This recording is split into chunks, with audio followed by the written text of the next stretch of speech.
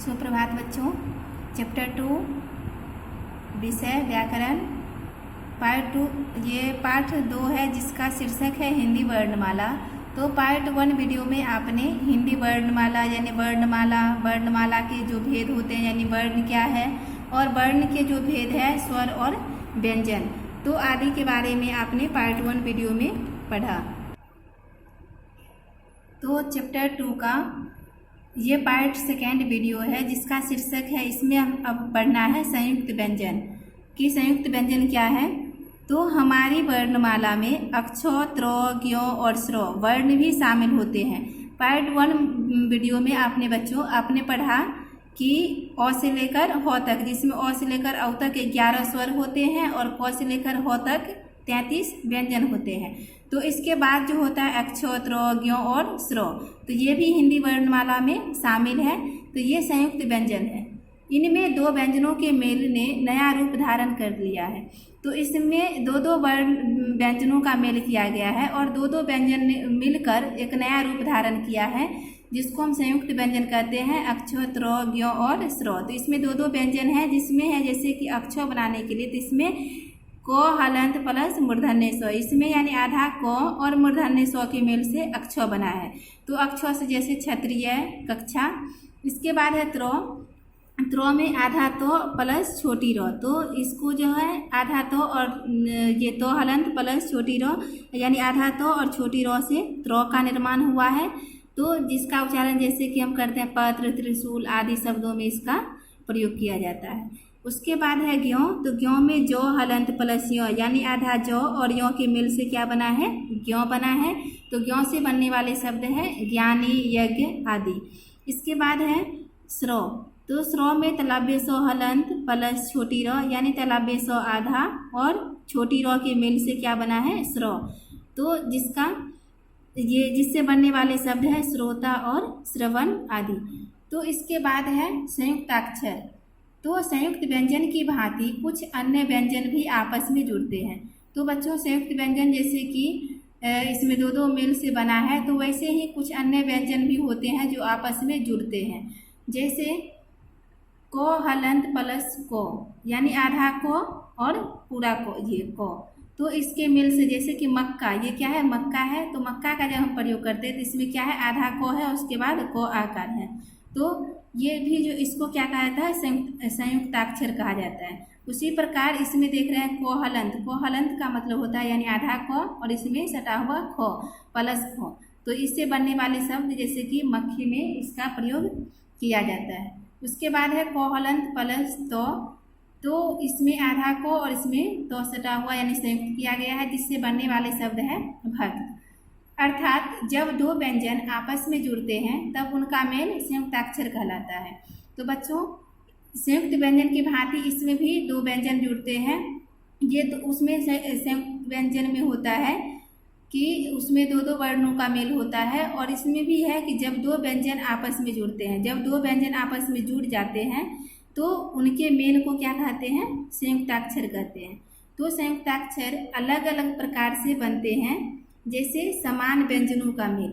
तो संयुक्ताक्षर जो है अलग अलग प्रकार से बनता है जिसमें समान व्यंजनों का मेल जैसे करते हैं समान में कि दो व्यंजन यानी एक समान हो।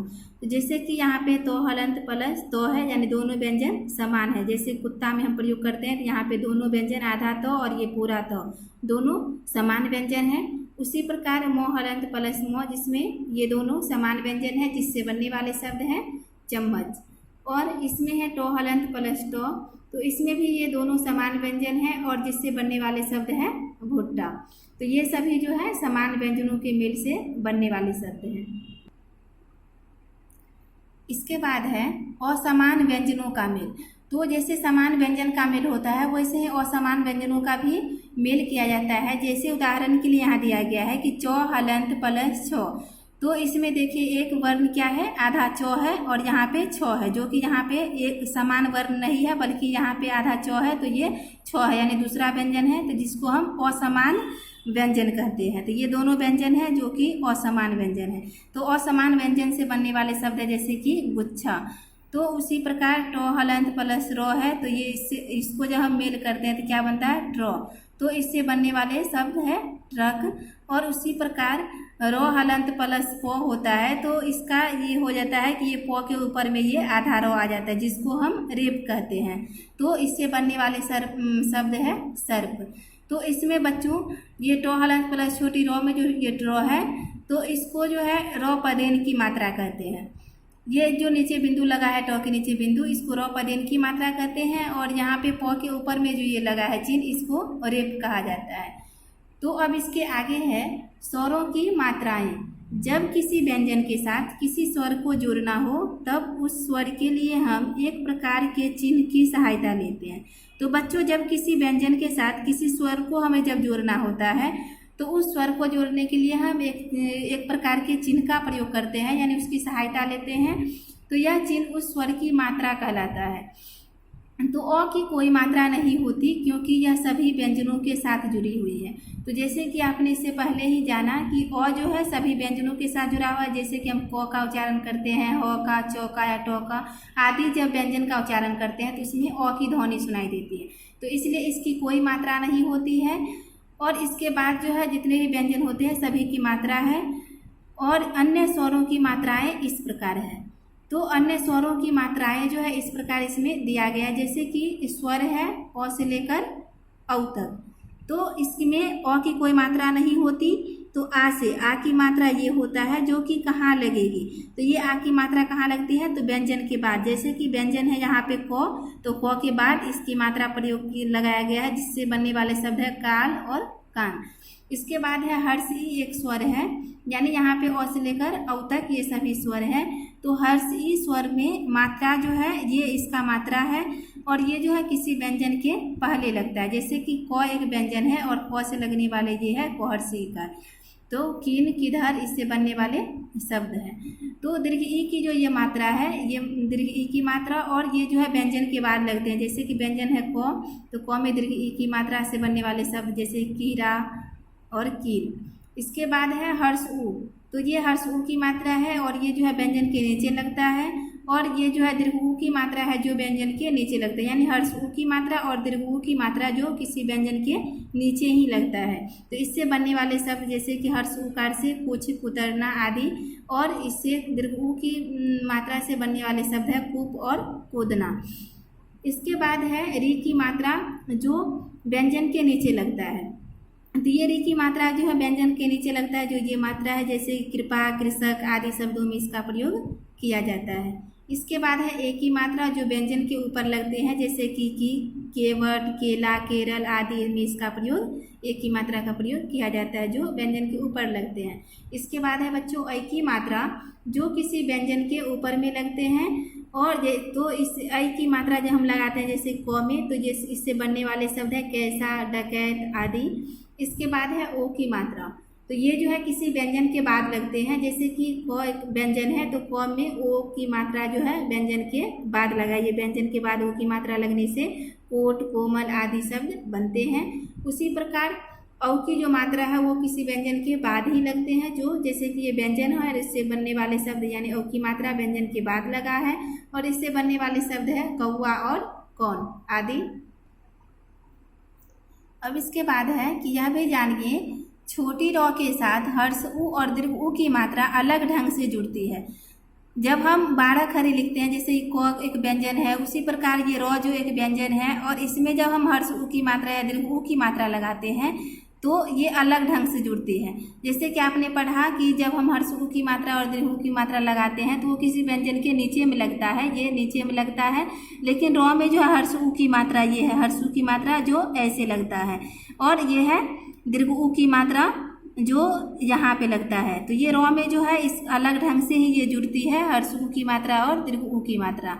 तो हर्ष उ की मात्रा से बनने वाले शब्द है ये रुई, रुपया, रुख, अरुण, रुकना। और दीर्घ उ की मात्रा से बनने वाले शब्द है रूप, रूठना, कुरूप और जरूर। तो बच्चों इसमें अंतर यही है कि हर्ष उ में जो है मोड़ा हुआ नहीं रहता है, और दीर्घ उ की मात्रा जब हम लगाते हैं तो इसको थोड़ा मुड़ कर लगाते हैं। इसके बाद है अन्य मात्राएं। इन चित्रों को देखिए जिसमें चित्र में है क्या है, हंस है, ये है ऊँट, और ये क्या कर रहे हैं, नमः। तो इसमें हंस में जो है ह के ऊपर में अनुस्वार का चिन्ह लगा है, बिंदु लगा है, इसमें जो है चंद्र बिंदु और इसमें विसर्ग का लगा हुआ है। तो आपने देखा कि अनुस्वार यानी अ के ऊपर में जो ये बिंदु है, ये ह के ऊपर में बिंदु इसको अनुस्वार कहा जाता है। इसके बाद है ये चंद्र बिंदु, ऊँट में जो लगा है चंद्र बिंदु का, और विसर्ग जो है नमः में यानी नमः म बोलते हैं तो अ सुनाई देता है, तो अ के आगे में ये क्या है, विसर्ग की मात्रा लगी है। तो ये मात्रा के रूप में जो है व्यंजन के साथ जुड़ती है, यानी अनुस्वार, चंद्र बिंदु और विसर्ग भी जो है मात्रा के रूप में व्यंजन के साथ जुड़ती है। इनके कुछ और भी उदाहरण हैं जो इस प्रकार है, जैसे कि अनुस्वार अ के ऊपर में बिंदु, तो ये रंग, कंस, वंश, पतंग, पलंग आदि इससे बनने वाले शब्द है जिसमें हम इसका अनुस्वार का प्रयोग करते हैं। इसके बाद है चंद्र बिंदु, जिसको अनुनासिक भी कहा जाता है। बच्चों, चंद्र बिंदु का दूसरा नाम है अनुनासिक। तो इससे बनने वाले शब्द है जैसे कि ऊंचा, ऊंघना, लहंगा, महंगा आदि शब्दों में हम इसका प्रयोग करते हैं। इसके बाद है विसर्ग। विसर्ग कहते हैं यानी अ के आगे में जो ये दो बिंदु है इसको विसर्ग कहा जाता है। तो अतः, पुनः, स्नेह, अंततः, दुख आदि शब्दों में इसका प्रयोग किया जाता है। तो आज के लिए बस इतना ही। धन्यवाद।